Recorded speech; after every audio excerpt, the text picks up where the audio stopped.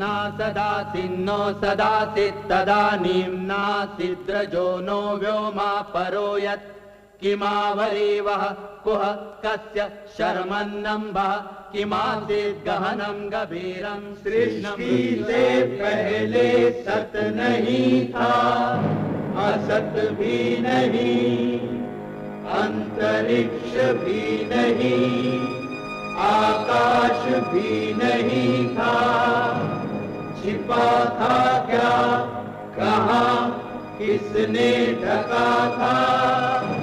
उस पल तो अगम अतल जल भी कहाँ था।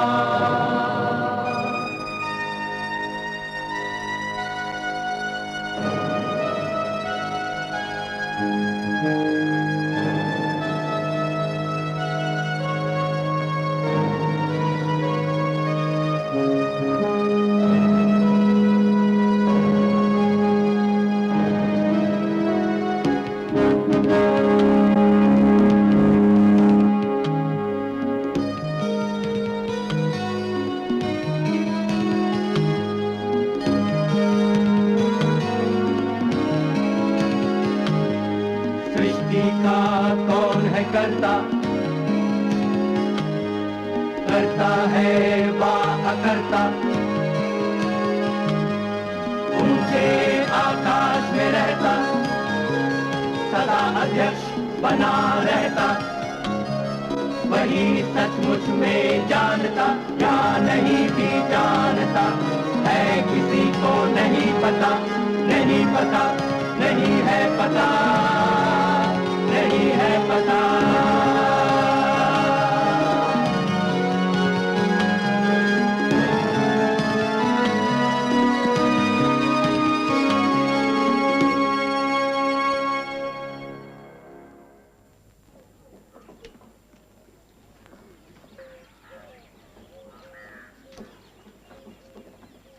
कालिदास संस्कृत के महान कवि और नाटककार माने जाते हैं।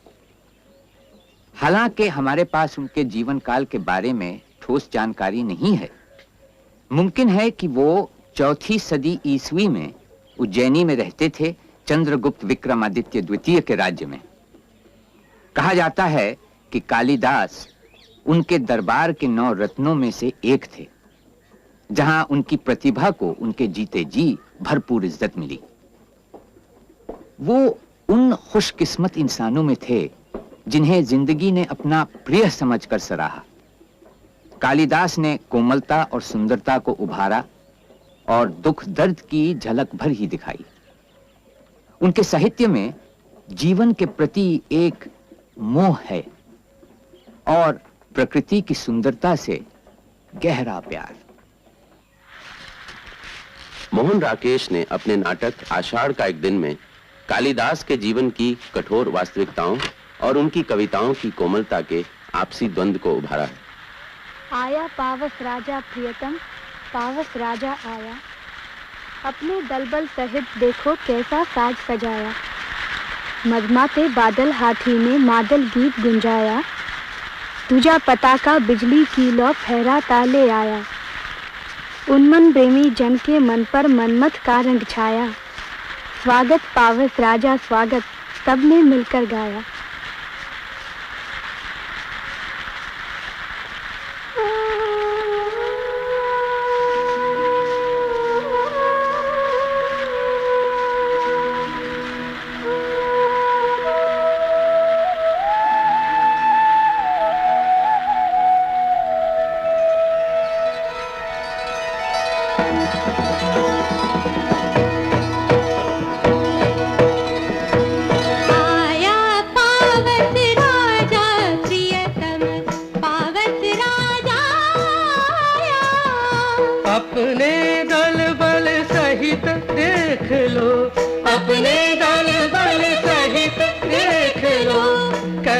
साज सजाया, आया पावस राजा प्रियतम, पावस राजा आया।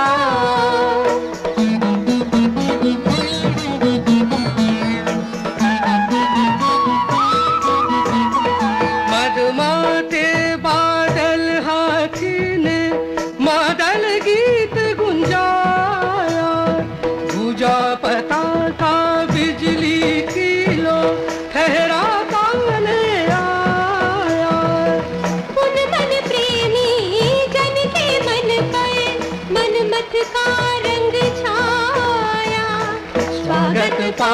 पावस राजा स्वागत सबने मिलकर गाया। अपने दल बल सहित देख लो कैसा साज सजाया। आया पावस राजा प्रियतम पावस राजा आया।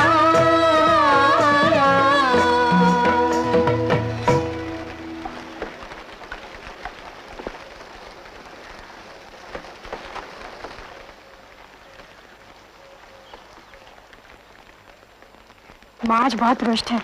उन्हें अनुमान हो गया है कि वर्षा में मैं तुम्हारे साथ थी। मेरे शिकार को उठा लाने में तुम्हें संकोच नहीं हुआ? इस प्रदेश में हरिणों का अखेट नहीं होता राजपुरुष। तुम बाहर से आए हो इसलिए हम तुम्हें अपराधी नहीं मानेंगे। तो राजपुरुष के अपराध का निर्णय अब ग्रामवासी करेंगे। ये हरण शावक मुझे दे दो। मलिका, इसे अंदर ले जाकर किसी आसन पर लेटा दो। इस घर के आसन मनुष्यों के लिए है, पशुओं के लिए नहीं। ले जाओ इसे।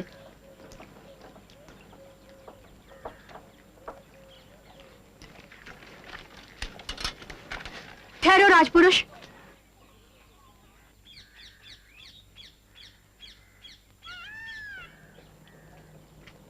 कालिदास निशस्त्र होते हुए भी तुम्हारे शस्त्र की चिंता नहीं करेगा। कालिदास? ये कवि कालिदास है? तुम कैसे जानते हो ये कवि है? उज्जैनी राज्यसभा का प्रत्येक व्यक्ति ऋतु संहार के लेखक कालिदास को जानता है। आया पावस राजा प्रियतम पावस राजा आया। अपने दल बल सहित देख लो कैसा साज सजाया। मधुमाते बादल हाथी ने मादल गीत गुंजाया। ध्वजा पताका बिजली की लौ फहराता ले आया। उन्मत्त प्रेमी जन के मन पर मनमथ का रंग छाया। स्वागत पावस राजा स्वागत सबने मिलकर गाया। स्वयं वंश ऋतु संहार पड़ा है और उसकी प्रशंसा की है, इसलिए उज्जैनी का राज्य उनका सम्मान करना चाहता है और उन्हें राजकवि बनाना चाहता है। ये सम्मान तो बहुत अभूतपूर्व है आचार्य। उन्हें कब उज्जैनी जाना होगा? कल हमारे साथ। ब्रह्म मुहूर्त से पूर्व ही हमें राजधानी की ओर प्रस्थान करना होगा। आचार्य, यही है मेरे भाग्ने कालिदास। प्रणाम आचार्य। महाकवि कालिदास, आपका स्वागत है। आप दीर्घायु हों। सम्राट विक्रमादित्य चंद्रगुप्त ने आपको अपना राजकवि बनाना चाहा है। मैं आपको उज्जैनी ले जाने के लिए आया हूँ। क्षमा करें आचार्य, मैं किसी राजसभा का रत्न बनने की इच्छा नहीं रखता। मैं ये सम्मान स्वीकार नहीं कर सकता।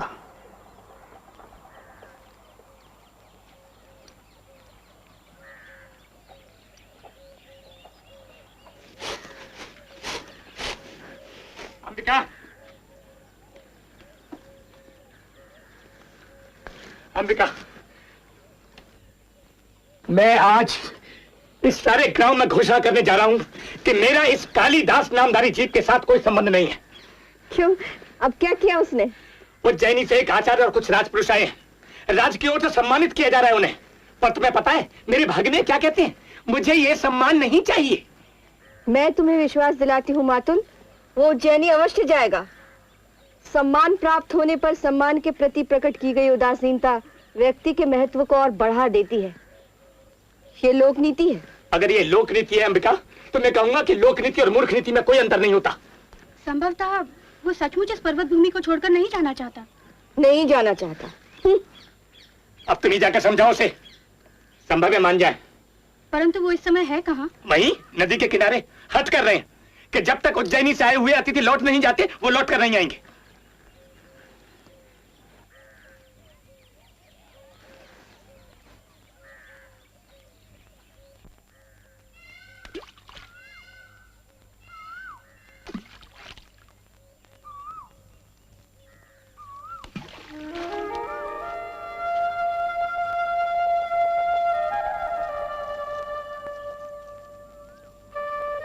प्रश्न सम्मान और राजश्रेय स्वीकार करने का नहीं है मलिका।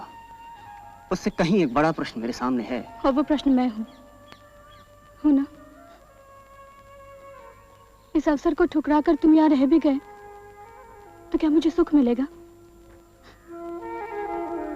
तुम्हारे चले जाने से मेरे अंतर को एक रिक्तता छा लेगी। फिर भी मैं कहती हूँ तुम्हें जाना चाहिए। तुम्हारी आंखें तो कुछ और ही कह रही हैं। मलिका, मैं कई सूत्रों से इस भूमि से जुड़ा हूं। उन सूत्रों में तुम हो, कि आकाश मेघ है, यहाँ की हरियाली है, हरिणों के बच्चे हैं, पशुपाल हैं।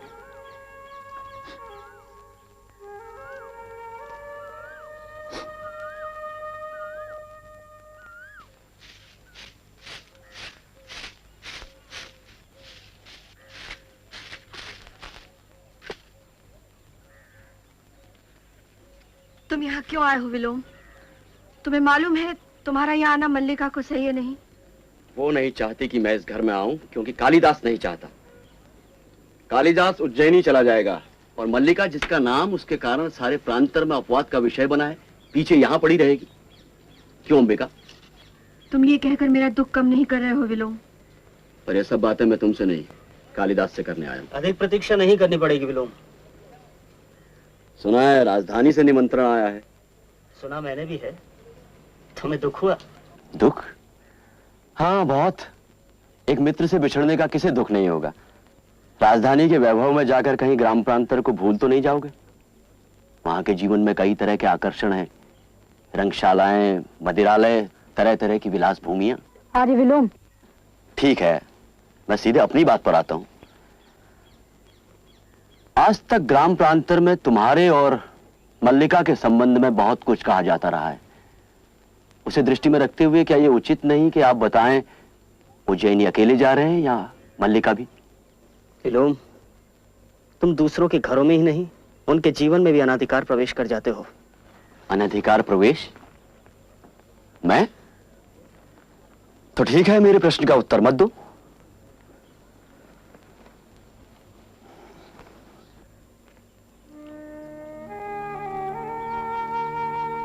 आचार्य तुम्हारी प्रतीक्षा कर रहे होंगे।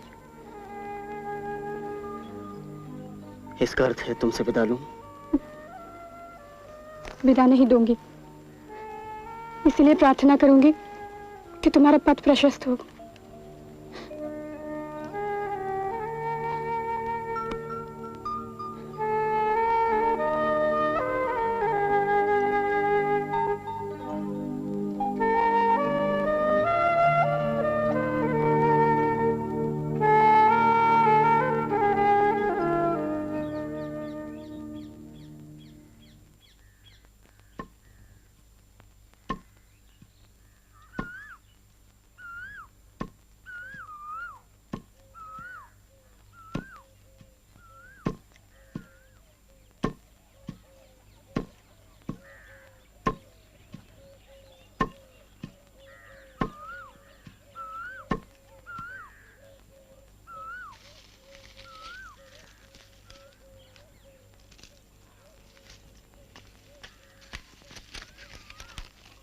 कालिदास की लंबी कविताओं में से एक है मेघदूत।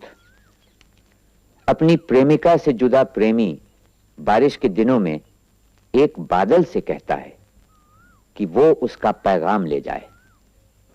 पावन सरवर जनक नंदिनी सीता जहां नहाई थी, जहां घने तरुओं ने अपनी परछाई फैलाई थी, उसी रामगिरी पर रहने को आया यक्ष दुखी होकर, एक वर्ष भर प्रिया विरह का शाप लिया था माथे पर। क्या मेरा संदेश प्रिया तक गगन बटो ही ले जाएगा? सावन के दिन उथल पुथल के क्या संभाल भी पाएगा? फिर भी उसने वन फूलों का बादल को उपहार दिया और प्रसन्न हो प्रिय शब्दों में स्वागत का उपचार किया। ओ जलधर है जले अधर की तीखी प्यास बुझाता तू, विरहा नल में जले यक्ष की खबर प्रिया तक ले जा तू। जा तू अलकापुरी जहाँ के मंदिर धवल अमल ऐसे, भाल चंद्र की चंद्र किरण से नित धोए जाते जैसे। आयुष्मन कुछ मेरी कहना, कुछ अपने होकर उदार, कहना तेरा प्रिय साथी वो पड़ा रामगिरी पर लाचार। जीता है वो कुशल पूछता, कैसे कटते हैं दिन रात, विपदाओं से घिरे जनों से पूछें और कौन सी बात। तेरे अंग प्रियंगु लता में हैं मयंक में मुखमंडल, गजिन मोर पंखों में दिखते, लहराते तेरे कुंतल। हिरनी के नैनों में नैना, लहरों में भ्रू का नर्तन, पर न किसी में तेरी समता। हाय तरस रह जाता मन।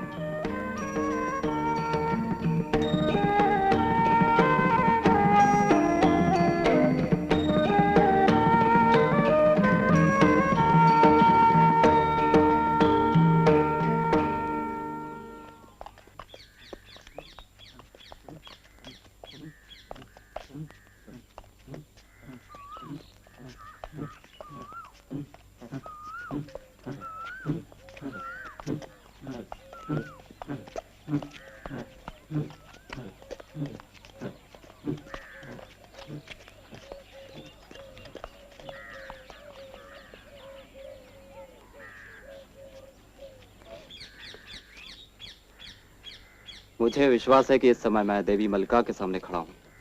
कहिए। देव मातृगुप्त के अनुचर का अभिवादन स्वीकार कीजिए। देव मातृगुप्त? ऋतु संहार, कुमार संभव, मेघदूत एवं रघुवंश के प्रणेता कविंद्र तथा सौराष्ट्र के भावी शासक कालिदास। मातृगुप्त उनका नया नाम है और उनकी राजमहर्षि गुप्त वंश दुहिता परम विदुषी प्रियंग मंजरी यहाँ उपस्थित होना चाहती। मैं उनका अनुचर आपको इसकी पूर्व सूचना देने के लिए उपस्थित हुआ हूँ।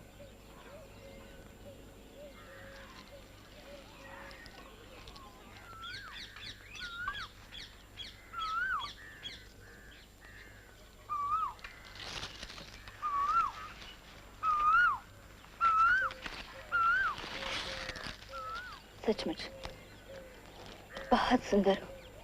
जानती हो, अपरिचित होते हुए भी तुम मुझे अपरिचित नहीं लग रही।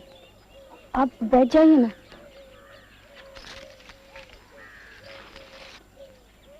मैं यहाँ बैठना नहीं चाहती। दूर तक की पर्वत श्रृंखलाएं दिखाई देती है। यहाँ आकर मुझे तुमसे स्पर्धा हो रही है। इस ग्राम प्रदेश में रहकर भी तुम्हें साहित्य से अनुराग है। किसकी रचना है? कालिदास की। अब वे मातृगुप्त नाम से जाने जाते हैं। उनसे जान चुकी हूं कि तुम बचपन से उनकी संगिनी रही हो। उनके रचनाओं के प्रति तुम्हारा मोह स्वाभाविक है। देख रही हूं तुम्हारे घर की स्थिति बहुत जर्जर हो चुकी है। चाहे तो इसका परिसंस्कार भी करा दूं। मातुल के घर के स्थान पर मैंने नए भवन के निर्माण का आदेश दिया है। आप बहुत उदार हैं, परंतु हमें ऐसे ही घर में रहने का अभ्यास है। फिर भी तुम चाहो तो इसका परिसंस्कार करा दो। चाहो तो तब तक तुम हमारे साथ चल सकती हो। मेरे साथ मेरी संगिनी बनकर चलोगी? क्षमा कीजिए, मैं अपने आप को इस गौरव की अधिकारिणी नहीं समझती। मैं तुमसे कुछ कहना चाहती हूँ राजवधू। माँ, तुम उठकर क्यों आई? तुम्हारा स्वास्थ्य ठीक नहीं है। जाओ अंदर जाकर लेटी रहो। मैं किसी आने वाले से बात भी नहीं कर सकती। मैं तुमसे कहना चाहती हूँ राजवधू कि ये सब इसलिए। मैं आपका कष्ट जानती हूँ। जो भी सहायता मुझसे बन पड़ेगी अवश्य करूंगी। इस समय अनुचर मेरी प्रतीक्षा कर रहे हैं, इसलिए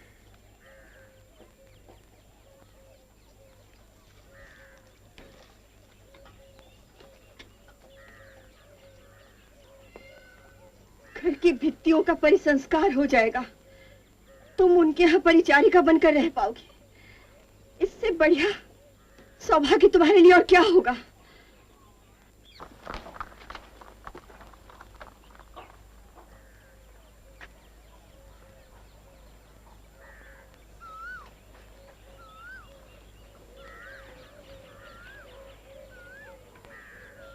आश्चर्य है, कालिदास ने यहां आना उचित नहीं समझा। कल तो सुना कि वो वापस लौट जाएंगे। उसे आना चाहिए। व्यक्ति किसी संबंध को ऐसे नहीं तोड़ता।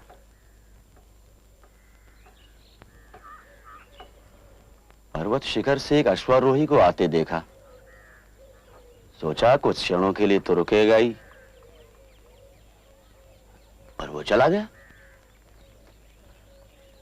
मैं जानती थी हाथ से नहीं तब से जानते थे।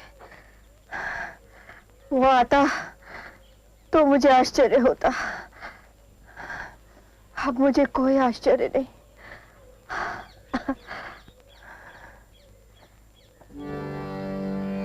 बिंदु भी जब पास आते, बिंदु भी जब पास आते, विपुल हो जाते। बिंदु भी जब पास आते, पेड़ जो अलगे हुए हैं, पेड़ जो अलगे हुए हैं, सहज जुड़ जाते। बिंदु भी जब पास आते, दूर की राहें अचानक, दूर की राहें अचानक सरल हो जाती। वक्र जो अब तक रही, वक्र जो अब तक रही, इस प्रबल रथ वेग से, इस प्रबल रथ वेग से लगता। दूर है कुछ भी नहीं, पास है कुछ भी नहीं। बिंदु भी जब पास आते, विपुल हो जाते। बिंदु भी जब पास आते, बिंदु भी जब पास आते।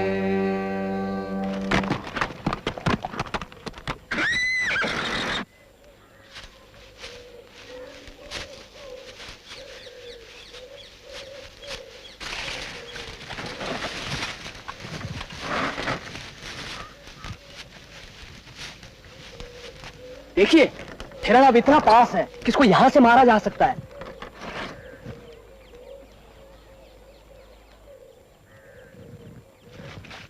रुको राजा, ये हरिण हमारे आश्रम का है, इसे तुम नहीं मार सकते। तुरंत हटा लो धनुष पर चढ़ा हुआ वो बाण। ये शस्त्र ले नहीं किसी निरपराध के प्राण। ये हटा लिया धनुष। पुरुवंश के आलोक को ऐसा ही शोभा देता है। ब्राह्मणों की वाणी सदा मेरे हृदय में रहेगी। सर्वदा चक्रवर्ती पुत्र तुम्हें प्राप्त हो। राजा, हम लोग समिधा लाने जा रहे हैं। सामने मालिनी के तट पर हमारे गुरुकुलपति श्री कर्ण का आश्रम है। शकुंतला जिसकी अधिष्ठात्री देवी की तरह है। यदि किसी अन्य कार्य में बाधा न पड़ती हो तो वहां चलकर अतिथि सत्कार स्वीकार कीजिए। महर्षि कर्ण यही है? नहीं, अपनी बेटी शकुंतला को अतिथि सत्कार का आदेश देकर अभी अभी सोमतीर्थ गए हैं, उसके प्रतिकूल ग्रहों की शांति का उपाय करने। तो ठीक है, हम उनकी बेटी से ही मिल लेंगे। महर्षि के लौटने पर वे ही हमारा भक्ति निवेदन उनसे कर देंगी।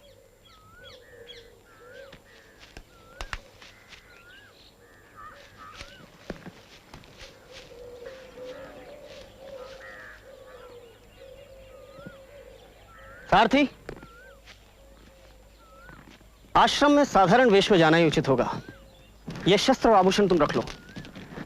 आश्रम वासियों से मिलकर मेरे लौटने तक तुम घोड़ों को आराम करने दो। जैसी आपकी आज्ञा।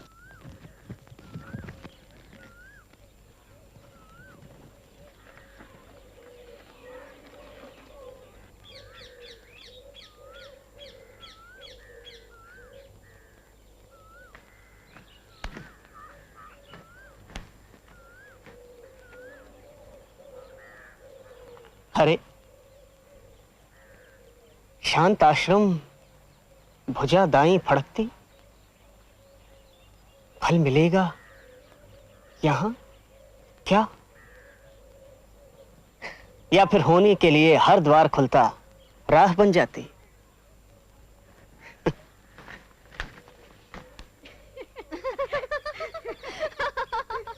वाह, ये तपस्वी कन्याएं अपने आकार के अनुरूप घड़े लिए इसी ओर आ रही हैं। सच कितनी सुंदर दिखती हैं ये। यहां रुककर उनकी प्रतीक्षा करता हूं।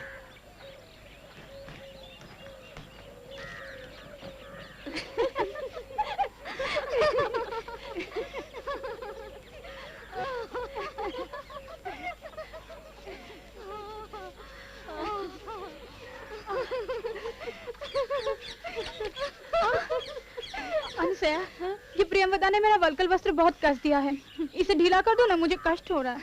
मुझे क्यों कोसती है? अपने यौवन को कोस, जिसने तेरे स्तनों को इतना उभार दिया है। अच्छा। ये कंधे पर कसा महीन गांठों वाला वल्कल, ये कंधे पर कसा महीन गांठों वाला वल्कल, है यौवन विस्तार समेटे अवश्य अविकल। एक कंधे पर कसा महीन गांठों वाला वल्कल,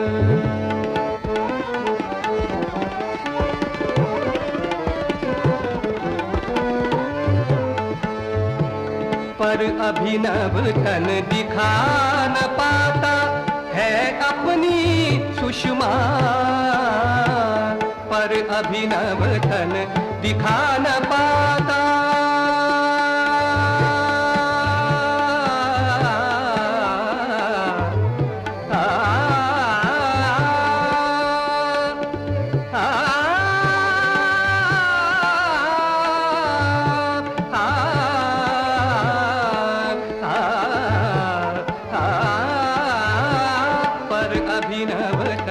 दिखा न पाता है अपनी सुषमा,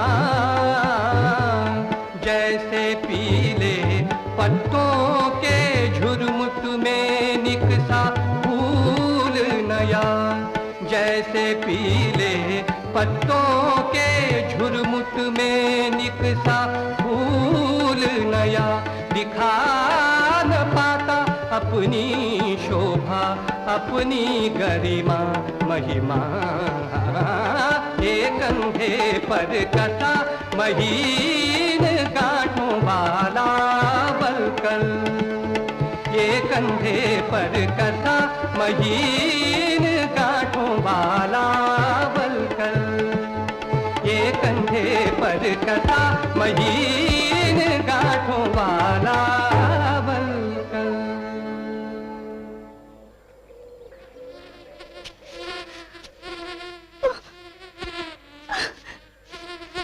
अनुसया, प्रियंवदा, अनुसया, बचा मुझे इस दुष्ट भावने से, ये तो मेरा पीछा ही नहीं छोड़ रहा। हम कौन है तुझे बचाने वाली? पुकारना है तो राजा दुष्यंत को पुकार, जो इस तपोवन के रक्षक हैं। यही अवसर है अपने आप को सामने प्रस्तुत करने का, लेकिन इससे तो इन्हें पता चल जाएगा कि मैं ही राजा दुष्यंत हूं। मुझे सामान्य अतिथि की तरह आचरण करना चाहिए।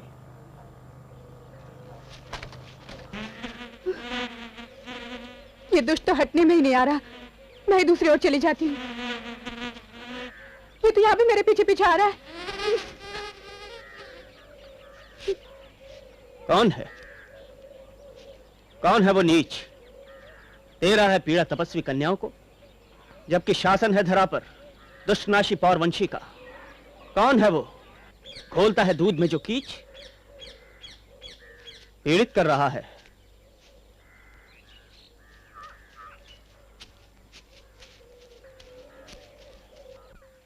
अरे यहाँ कोई भी नहीं है जो अनाचार कर रहा हो, केवल एक भौरा है। उसके पास आकर मंडराने से हमारी सखी डर गई है। ओह, कहिए, आपकी तपस्या उत्कर्ष पर तो है? हाँ, एक विशेष अतिथि के आने से अवश्य उत्कर्ष पर है। क्या है ये? क्यों इस आदमी को देखकर मन में ऐसा भाव उठ रहा है जो आश्रम की मर्यादा के अनुकूल नहीं? कौन है ये? यही उत्सुकता मेरे मन में भी है, तो इसी से पूछती हूँ। आर्य की मधुर वाणी से विश्वास पाकर पूछ रही हूँ, वो कौन सा राजर्षि वंश है जिसकी आपसे शोभा है? वो कौन सा देश है जिसे आप विरह से उत्सुक छोड़ आए हैं? और ऐसा कौन सा कारण है जिससे आपने अपने कोमल शरीर को इस तपोवन में आने का कष्ट दिया है? अब कैसे इन्हें अपना परिचय दूं, या कैसे इनसे अपना परिचय छिपाऊं? हाँ, ये ठीक रहेगा। मैं एक वेदविद ब्राह्मण हूं, राजा पौरव ने मुझे अपने नगर में धर्माधिकार के कार्य के लिए नियुक्त कर रखा है। मन में इस तपोवन को देखने की बड़ी लालसा थी, इसीलिए इस धर्मवन की ओर चला आया। यहाँ रहकर धर्म आचरण करने वालों के लिए ये गौरव का विषय है। शकुंतला, आज यदि तात कर्ण यहाँ पर होते तो क्या होता? तो अपना सब कुछ देकर भी इस विशेष अतिथि का सत्कार करते। हटो, तुम मन में कुछ और ही रखकर बात कर रही हो। मैं तुम्हारी बात नहीं सुनती।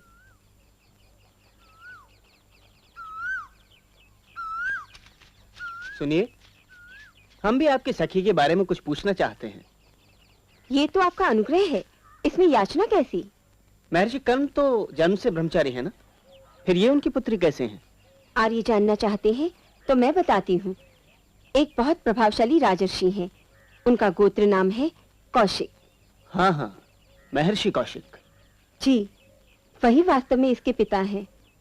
उनके छोड़ देने से तात कर्ण ने इसका पालन किया, इस नाते से वे भी इसके पिता हैं। उनके छोड़ देने पर?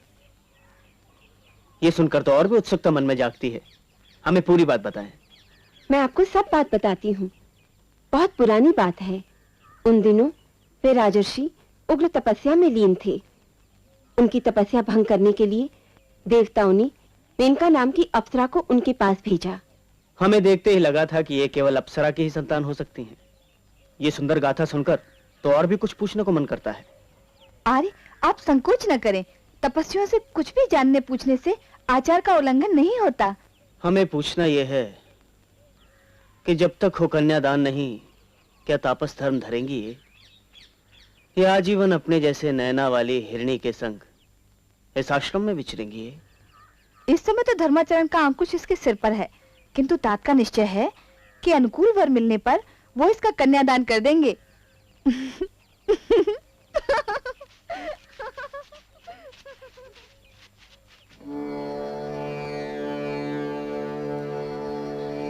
ताप अनंग जो तुमने दिया, ताप अनंग जो तुमने दिया, मुझको वो अधिक ही प्रिय होता।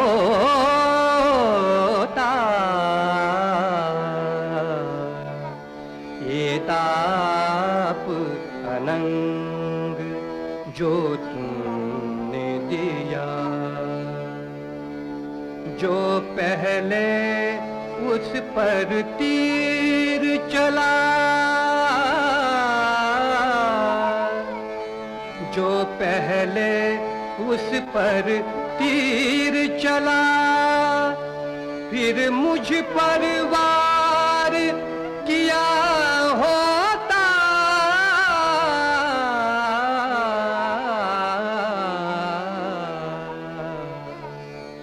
ये ताप अनंग जो तुमने दिया, ये ताप अनंग जो तुमने दिया।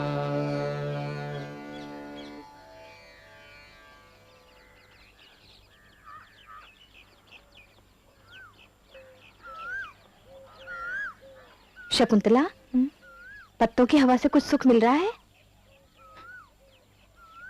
तुम लोग मुझे हवा दे रही थी? शकुंतला, एक बात तो बता, तू अपने शरीर में बहुत ताप का अनुभव कर रही है क्या? हाँ, पर तुम लोग कुछ और पूछना चाहती थी। बता ना, तेरे इस कष्ट का वास्तविक कारण क्या है? तुमसे नहीं तो और किससे कहूंगी, परंतु मेरे कारण तुम्हें व्यर्थ ही दुख होगा। इसीलिए तो आग्रह कर रहे हैं, अपने लोगों में दुख बांट लिया जाए तो उसका सहना उतना कठिन नहीं रहता। जब से तपोवन में उस राजर्षि को देखा है ना। हाँ हाँ, बोलो। तभी से उन्हें पाने की आकांक्षा से मेरी ये अवस्था हो रही है। ओह, तत्काल और मनचाहा फल लाने वाले मनोरथ हैं आप। स्वागत है आपका। नहीं नहीं, उठो नहीं। ताप तुम्हारे अंग अंग में कैसे कुम्हला गए कुसुम है, कैसे गुमसुम है ये कमल नाल के वलय, मसल कर टूट गए हैं। बैठी रहो, अंग तुम्हारे सह न सकेंगे, शिष्टाचारों का पालन ये कर न सकेंगे। आपकी सखी को ताप से बहुत कष्ट तो नहीं? औषधि मिल गई है, अब शांत हो जाएगी। आपके प्रति अनुराग के कारण ही इसकी ये दशा हुई है। अब इसके प्राण आपकी कृपा पर निर्भर हैं। किंतु ये अनुराग तो दोनों ओर से है। फिर भी ये सुनकर मैं अनुग्रहित हूँ। राजर्षि अपने अंतःपुर की विरह से व्याकुल होंगे। तुम इस तरह इन्हें रोकने की चेष्टा मत करना। हे मदिर नयने, मदिर नयने, तुम्ही केवल तुम्ही मेरे हृदय में। मदिर नयने, मदिर नयने, तुम्ही केवल तुम्ही मेरे हृदय में। मदिर नयने, मदिर नयने। सुना है राजाओं की बहुत बहुत प्रणय होते हैं। कहीं ऐसा न हो कि इसके बंधुओं को इसके लिए बाद में चिंतित होना पड़े। अब और अधिक मैं क्या कहूँ। भले ही बहुत पत्नी हो मेरी, विश्वास कीजिए, दो बातों में मान प्रतिष्ठा मेरे कुल की, ये धरती बना समुद्र करघनी जिसकी, और दूसरी आप युवतियों की अनुपम सखी। ये सुनकर हम निश्चिंत हुए। देख प्रियमदा, वो बेचारा हरिण शावक अपनी आंखें घुमा घुमा कर अपनी खोई हुई माँ को ढूंढ रहा है। चलकर मैं उसे उसकी माँ से मिलवा दूं। बड़ा चंचल है ये शावक, तुझे अकेली से संभलेगा नहीं। चल मैं भी चलती हूँ। हाँ। नहीं, मैं तुम दोनों को नहीं जाने दूंगी। देखते नहीं मैं अकेली हूँ यहाँ। राजा है तेरे पास, फिर तू अकेली कैसे?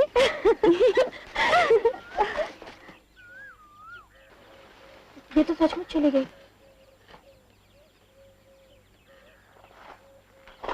ठहरो भी,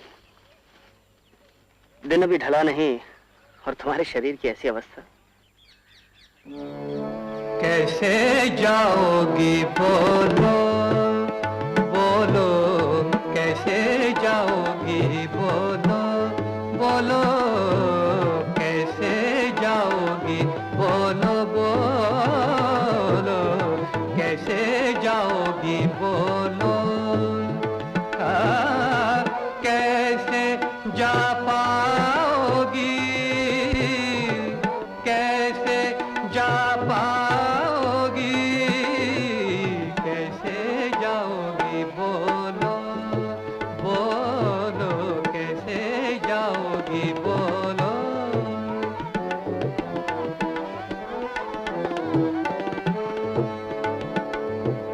फूलों की शैया को छोड़, फूलों की शैया को छोड़, कमल पत्र यौवन पर ओढ़, कमल पत्र यौवन पर ओढ़।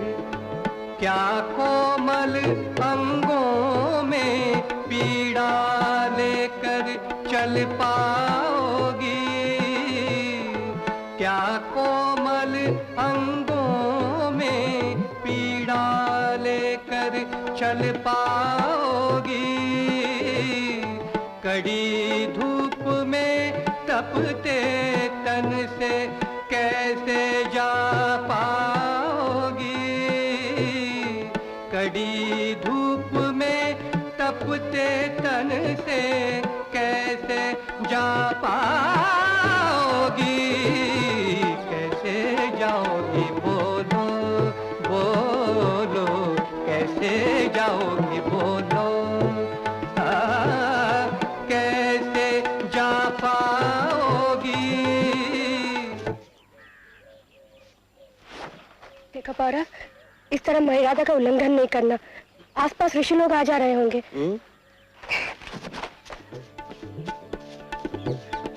दूर जाकर भी न तुम मेरे हृदय से दूर हो सकती, दूर जाकर भी न तुम मेरे हृदय से दूर हो सकती।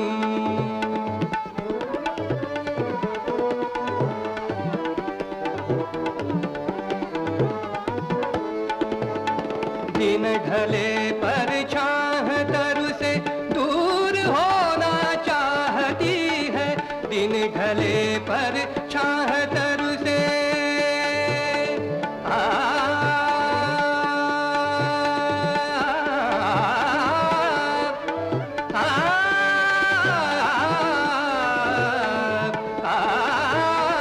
दिन ढले पर छाह तरु से दूर होना चाहती है, पर बताओ मूल से तरु के कभी क्या अलग हो सकती।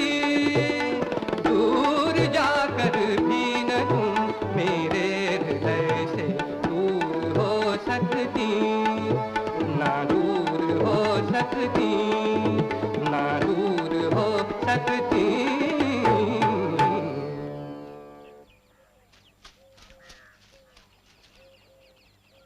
इसे तुरंत मुझे लौटा दे। ऐसा ना हो कि मुनियों में से किसी की दृष्टि हम पर पड़े। एक शर्त पर। क्या शर्त होगी? इसे मैं ही इसके स्थान पर बांधूंगा। ओह, और उपाय ही क्या है? जैसे आपकी इच्छा हो वैसे ही कीजिए।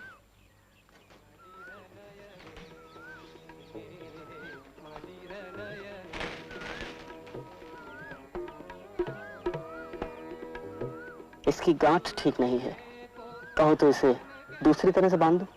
जो आप ठीक समझे।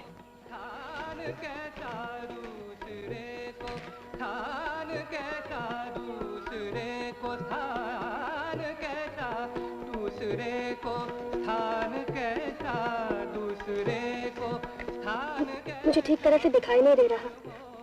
हवा से उड़कर कर्णफूलों का पराग आंखों में पड़ गया, जिससे आंखें धुंधला गई हैं।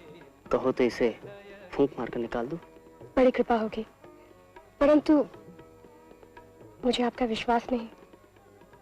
ऐसा कुछ नहीं होगा। नया नया सेवक स्वामी के आदेशों से आगे जाकर अपनी ओर से कभी कुछ नहीं करता। ये अत्यधिक आदर ही तो अविश्वास का कारण है। खंजन सी आंखों वाली सुंदरी, डरो नहीं, हम कोई धृष्टता नहीं करेंगे।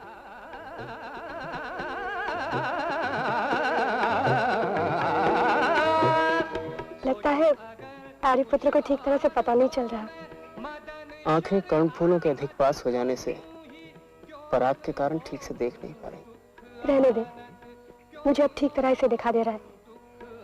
आपके इस उपकार का बदला नहीं चुका सकी, इसलिए लज्जित हूँ। अब मैं और अधिक क्या कहूँ। गंध कमल की पाकर के ही भौरा करता है संतोष। और अगर ना हो संतोष तो वो क्या करता है?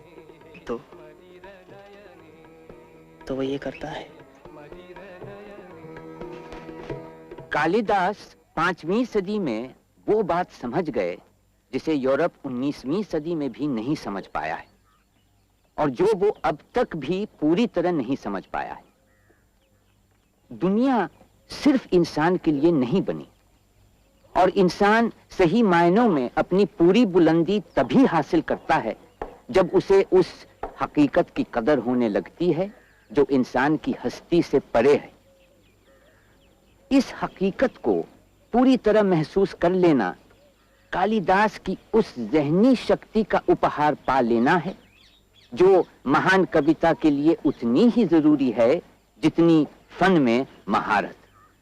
हिरण्यगर्भात् समवर्तताग्रे भूतस्य जातः पतिरेक आसीत् सदाधार पृथिवीं द्यामुते मां कस्मै देवाय हविषा विधेम। वह था हिरण्यगर्भ सृष्टि से पहले विद्यमान, वही तो सारे भूत जात का स्वामी महान, जो है अस्तित्वमान धरती आसमान धारण कर। ऐसे किस देवता की उपासना करें हम हवि देकर, जिसके बल पर तेजोमय है अंबर, पृथ्वी हरी भरी स्थापित सिर, स्वर्ग और सूरज भी स्थिर। ऐसे किस देवता की उपासना करें हम हवि देकर, गर्भ में अपने अग्नि धारण कर पैदा कर, व्यापा था जल इधर उधर नीचे ऊपर, जगा जो देवों का एकमेव प्राण बनकर। ऐसे किस देवता की उपासना करें हम हवि देकर।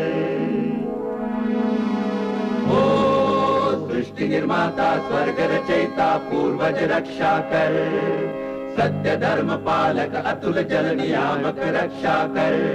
फैली है दिशाएं बाहु जैसी उसकी सब में सब पर, ऐसे ही देवता की उपासना करें हम हवि देकर, ऐसे ही देवता की उपासना करें हम हवि देकर।